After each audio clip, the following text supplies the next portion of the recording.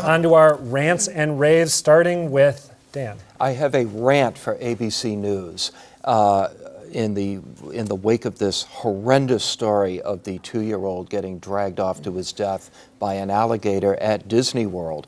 Of course, ABC News is part of the Disney empire, and as Brian Stelter showed in a very smart piece for CNN, CBS and NBC went much harder at the question of whether there had been sufficient warning about alligators than ABC did. Interestingly enough, it's the same week that Disney opened a new Disney World in Shanghai, and there's a nice gushy virtual reality tour of the new Disney World on the ABC News website, not the ABC website, but the ABC News website. Let's just hope that they don't go down the road where they're echoing Donald Trump and praising the Chinese government for their tough actions in Tiananmen Square.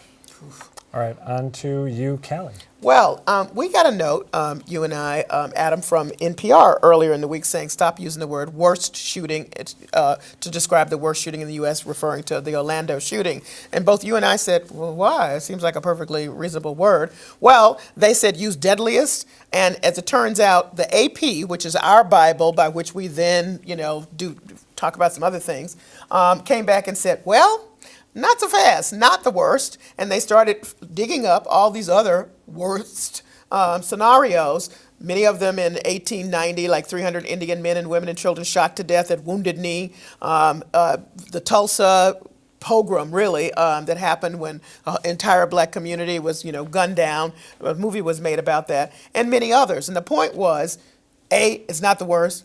There's history here, and B, the history means something. And in this case, a lot of the meaning came from mass shootings that had direct impact on communities of color. Let's not forget that. So I thought it was interesting, and here's AP. That's the one we're supposed to follow. And I wish NPR had just given us a little bit more explanation about why they were changing the terminology. And we really ought to call out the media impulse, Yes. and I suppose I've been guilty of this once or Yeah, twice me too. too. I used it, to yeah. go for that label. Yeah. Doesn't the horrific nature of the facts speak for itself? Why do you need an extra adjective? Yeah. And I'm not trying to be pure. I used it too. I Right. thought that was it. both.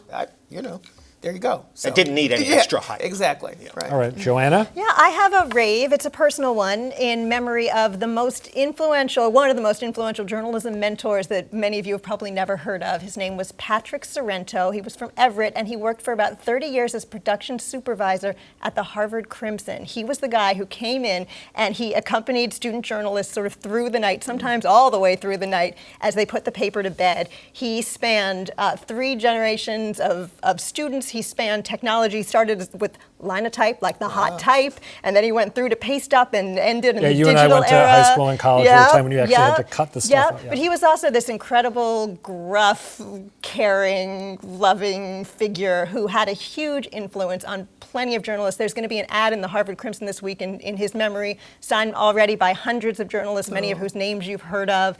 There's a picture of him with Walter Cronkite that was on display at his wake last week. He will be missed, and he meant a lot to a lot of people. Oh, that's nice. All right, John Keller? Well, there's apparently talk from within the Trump universe of a post-election business venture, a new Trump business venture, Trump TV.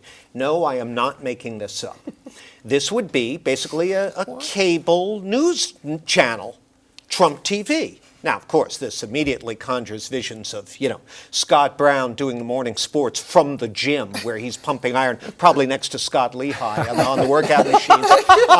Or Sarah Palin hosting the gun segment of the home shopping portion of the program. I mean, you can knock yourself out and have fun. I don't know whether this is really a rant or a rave, though. I mean, the whole thing Really? You like the idea? is kind of, for its amusement value. Yeah. But it's a little bit scary, but it may also speak to this whole school of thought of what is Trump really after Yeah. here, and is he perfectly content to lose and walk away with higher branding? By the way, would he do this even if he wins potentially, or only if he loses? The story disclosing this revealed that at one point, during one of his earlier flirtations with running, an NBC executive met with him, this is when The Apprentice was going strong, that's right. and discussed possibly having him continue to host it Wow. should he be elected president. Whee! I will really quickly give you my rant for the week. It's a restrained rant, but my hometown NBC affiliate, Care TV, in the Twin Cities in Minnesota, made the decision not to name the shooter after the Orlando massacre.